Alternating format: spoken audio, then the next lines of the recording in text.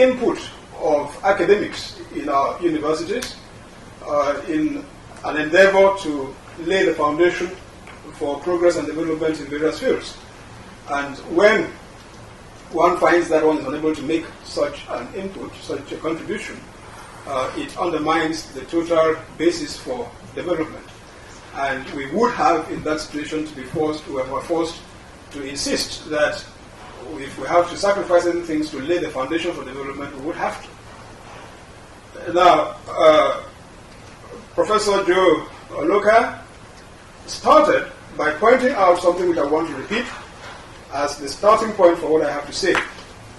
Namely that we are, in effect, in the process of fighting a war, as it were, and this in quote for those who don't like the sound of guns, a second struggle or war for the independence of Africa. The first was against the colonialist, and that was a visible antagonist whom everybody could easily recognize. He came from the outside. In some cases, even his color distinguished him and made him easily recognizable, and also dispute as to who the antagonist or opponent or enemy was. And it was easy for all of us, including those like me who at the time may have been unborn or just recently born, to join in the effort to liberate Africa the first time. But we were all liberating Africa in the hope that it would be just one liberation, that this one liberation would lead to the emancipation, evolution, progress of Africa. Little did we suspect that 5 years on, 10 years on, now perhaps 35 years on, we would have to start yet the second liberation. This time, liberating our people within our respective countries from their own leaders. In the area of misgovernance, abuse of human rights, embezzlement of the resources that are meant for the general purpose, all these are things which act to the detriment of the African people, no less than the colonial experience and practice did. And we are embarked upon a second liberation. This is bound to happen in each of our countries. The form it takes, the mechanism employed for it may vary from country to country. But I'm prepared to say that this is something which inevitably is happening and will continue to happen in practically all African countries, because all African countries have been managed this past 30, 35 years to the detriment of the African people by African leaders. In the specific case of Cameroon, here is a country which, like so many other African countries, if not all, is a creation of colonialism. And this is a point which is important for us to stress. That most, if not all, of our African countries, as we know them today as nation states, are the creation of colonialism. Because before the colonialists arrived, there were various kingdoms and chiefdoms and so on, many of which consider themselves as nation states distinct from their neighbor. And when the colonialists, for his own purposes, grouped all this together to produce Cameroon or Nigeria or Uganda or Kenya or South Africa, it was effectively the creation of the colonialists. And for the 30 years or 40 or 100, depending upon how long the experience lasted, these entities were brought up, fashioned, to run as nation states on a model bequeathed them by the colonialists.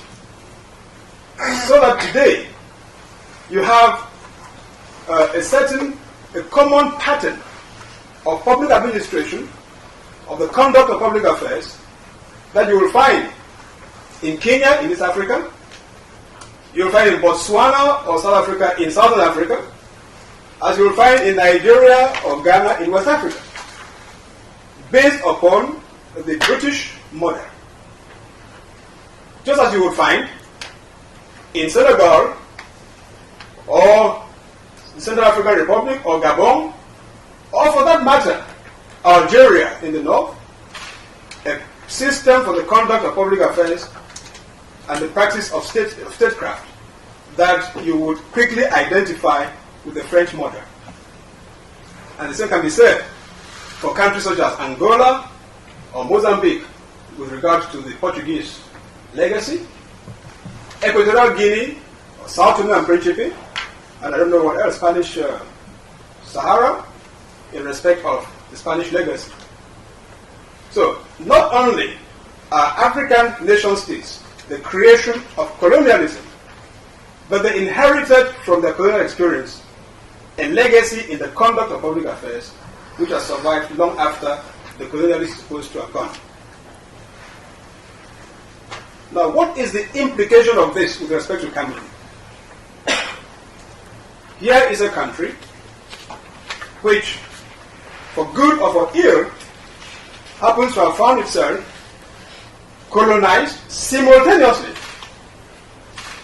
by two European powers, Great Britain on the one part, France on the other part, following upon the termination of the colonization of this same territory by one European power, namely Germany, as a consequence of the division of German spoils at the end of the First and subsequently Second World Wars.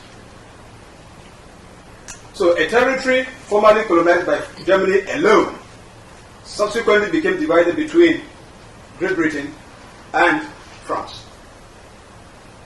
And the English or British administered component evolved along the lines of Nigeria and Sierra Leone and Gambia and South Africa and the rest of it. The component under French rule evolved along the lines of Senegal and Cote d'Ivoire and all the rest. And both territories were prepared under the terms of Article 76 of the UN Charter, which set up the trusteeship system. Both were prepared, as with all other trust territories, for self-government and subsequently independence. It's important to underscore that point. The United Nations should therefore, in pursuance of its obligation under the UN Charter and acting through the administrative authorities who grip the United Kingdom on the one hand and France on the other hand have prepared these two territories for self-government and independence. And effectively, that is what they did. Great Britain said, towards the end of the year 1958 and the beginning of the year 1959, we can certify that the territory of Southern Cameroon under our administration is ripe for self-government and for independence. The French, on the other side, on the other hand, made the same certification with respect to their territory. And both of these territories should therefore have acceded to sovereignty as two equal, separate, and independent states. However, bearing in mind that the two, although creations of colonialism like every other African nation state, had at one time been administered together under the Germans, thus creating what came to be called the Cameroon idea. It was felt by the nationalists in both territories at the time, on the eve of independence, at least on the eve of the termination of the trusteeship agreement, that the two should come back together, form one union.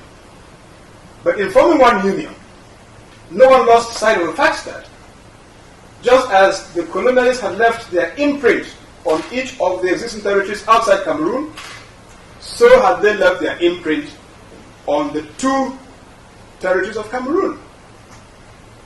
And within that situation, they want to protect the interests, guarantee the sense of security, of relevance of each of the components, is to have a federal system in which the specific reality of each component is respected. in the hope that working from the two components, you can then, with time, evolve certain systems and structures and practices and values which are sufficiently common for you to be able to say at the end of the evolution that you need no longer distinguish between English-speaking Cameroon and French-speaking Cameroon. But at the beginning, to keep this union together, there was no better formula than a federal one. And not surprisingly, therefore, the elder statesmen you find here, in their wisdom, concluded with their counterparts in the French Cameroons the terms for a federal union. And this formed the basis of negotiation, pre-independence negotiations. And you would have expected that within that framework, a constituent assembly drawn from the two components would sit down, agree on the federal constitution, which will form the basis of the new union, because it had been agreed between the two that the new union was going to be formed on a federal basis. Indeed, an attempt at such formulation of the constitution was done, in that the two parties met in a town in our country called Fumban, which happens to be located in French-speaking Cameroon, for the purpose of working out the general principles of a federal constitution. But after 3 or 4 days of preliminary discussion, in which they agreed on certain terms and disagreed on others, and reserved others for federal consideration, they rose upon the understanding and the firm resolution that the conference would resume the following month, that would be August of 1961. And in August of 1961, instead of the Constitutional Conference being reconvened, President Ahidjo, whose territory, the French-speaking Cameroon, had become independent on the 1st of January 1960, therefore a few months prior to the July 1961 meeting, sat in his part of the country, in his territory, convened a meeting of his territory's assembly, revised the constitution of that country, ostensibly to take into account the fact of the impending unification of the two territories, which the United Nations had set for October 1961. Now, it's important that you see the sequence of events. July, the party, if you like, first of all, February 1961, let's even start. January 1960, the French part becomes independent. February of 1961, by virtue of a UN supervised plebiscite, the English-speaking part, the population thereof, elect in favor of union with the newly independent Republic of Cameroon, on the basis of understanding that the resulting state will be a federal union.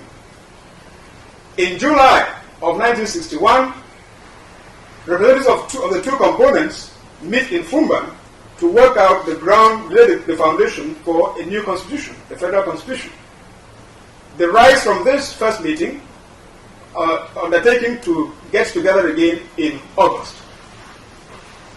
In August, without a further meeting of the two components, Mr. Amadou Ahidjo, President of the Republic of Cameroon, one of the components, introduces before the parliament of his component a bill to amend the existing constitution of that component in the light of the forthcoming unification of the two components, and he calls it the Constitution of the Federal Republic of Cameroon,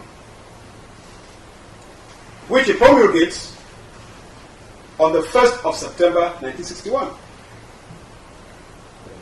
Bearing in mind that the Federal Union does not come into existence until the 1st of October 1961, what this means in effect is that you had a federal constitution debated, adopted, promulgated by the authorities of one component, prior to the birth of the Federation without the participation of the other component. This is the beginning of our problem.